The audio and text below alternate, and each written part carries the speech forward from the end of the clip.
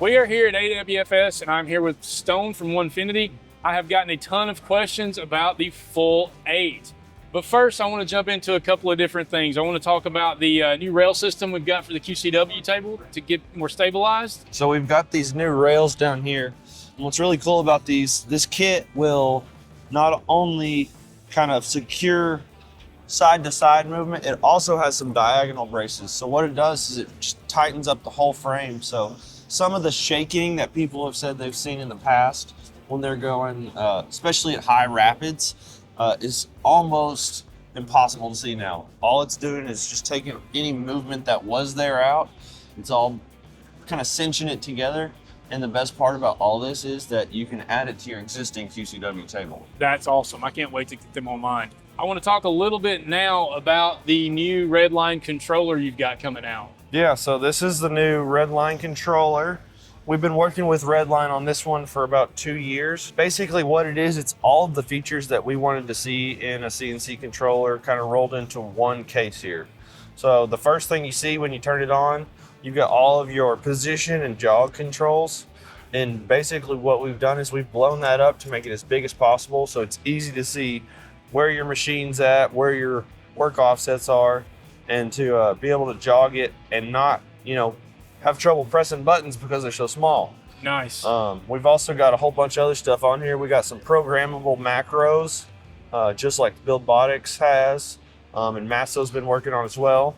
We got our probing screen, pretty typical stuff there. We got all of our spindle controls here with a dedicated page. Tells you everything you need to know about the spindle, the actual RPMs, the target RPM you have it set at, which mode it's in, and what's really cool is you can actually see the torque percentage. Oh, that is interesting. You got your forward, reverse, and then you got a little digital dial here so you can adjust that as well. We got all of our tools, we got offsets, and then we got an MDI tab here as well. Now, one of my favorite pages is this run page here. So you can see this is very different than anything we've had before. We've got all of our file info, the progress, an estimated time remaining, and then we've also got our positions here. One of the cool things here now, we have a feed rate override that'll allow you to go all the way up to 200% of your original feed rate.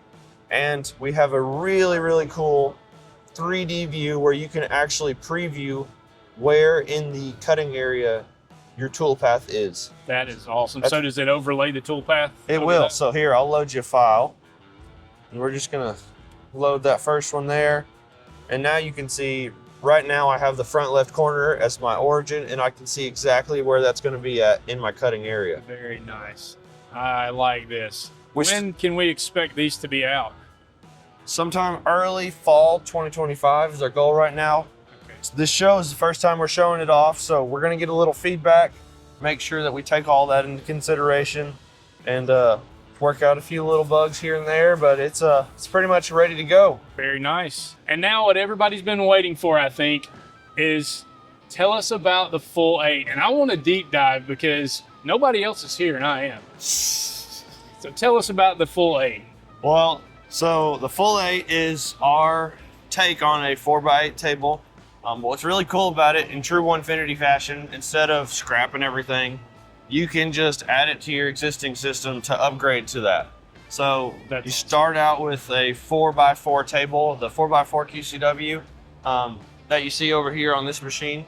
Same table. The only difference is you're taking out those 6 T-track pieces that run front to back, and you're replacing them with some braces here that allows this table to bolt on top with linear rails and bearings. It's able to slide back and forth utilizing a ball screw just like the rest of the machine, so that we don't have to give up any of the accuracy with a rack and pinion system. Okay, so question, this is one of the questions I've gotten from a couple of people.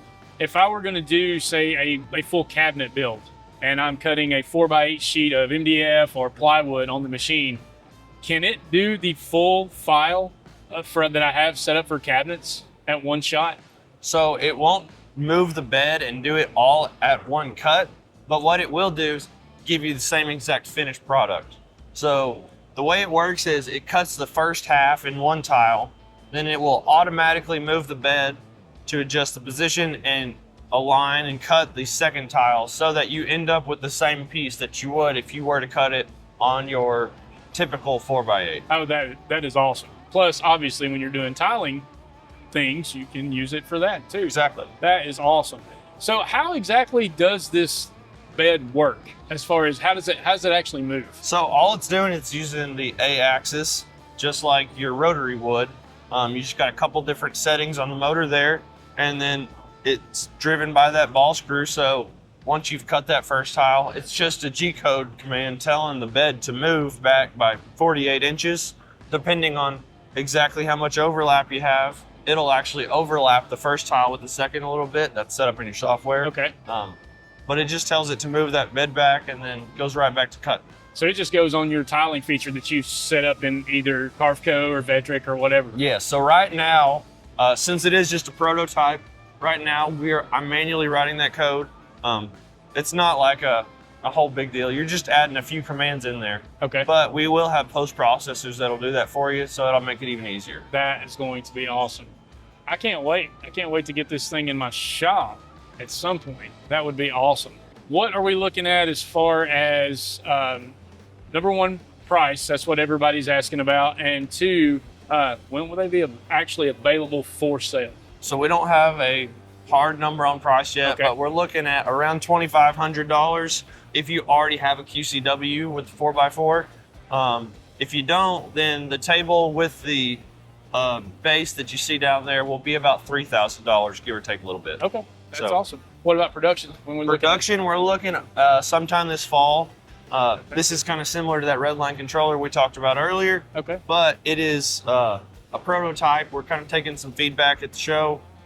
Maybe make a few small adjustments, but for the most part, what you see here will be what you're getting later this year. Man, I am looking forward to it. I appreciate you taking the time to Absolutely.